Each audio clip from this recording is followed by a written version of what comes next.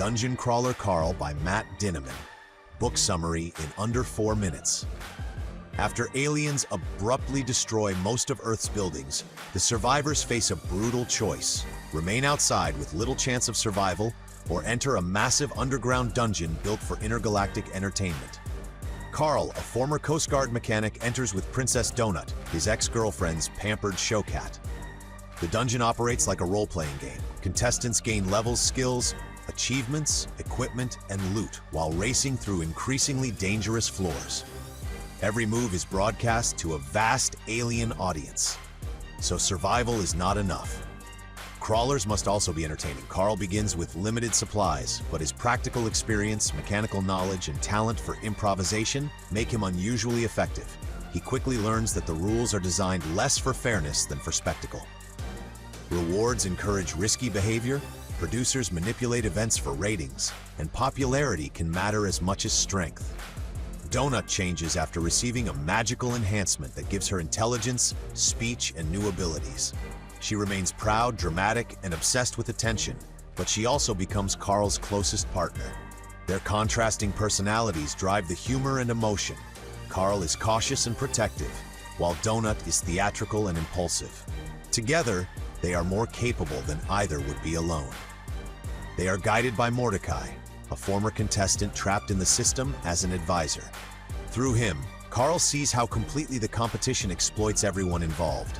Monsters, quests, alliances, interviews, and grief are packaged as content. Other survivors may become friends, rivals, or disposable characters depending on what the producers believe will attract viewers. Carl's goal gradually expands beyond reaching the next safe area. He wants to protect others, preserve his humanity, and resist the forces controlling the dungeon. He cannot overthrow the system yet, but he begins studying its loopholes and turning its rules against it. Major themes and analysis. The novel uses lit RPG mechanics to satirize reality television, social media, corporate power, and audiences that consume suffering as entertainment. Crawlers are treated like products whose value depends on ratings, engagement, and public image. Their pain matters only when it can be monetized. Carl's resistance is important because it is not based on being the strongest person in the dungeon. He survives by paying attention, thinking creatively, helping others, and refusing to accept the system's values.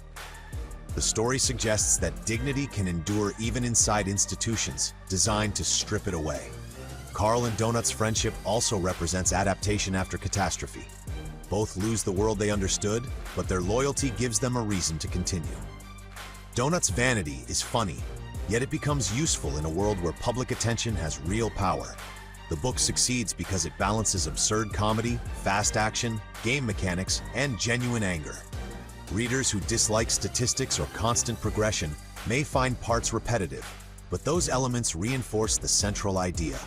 Human lives have been reduced to numbers, rankings, sponsorships, and entertainment.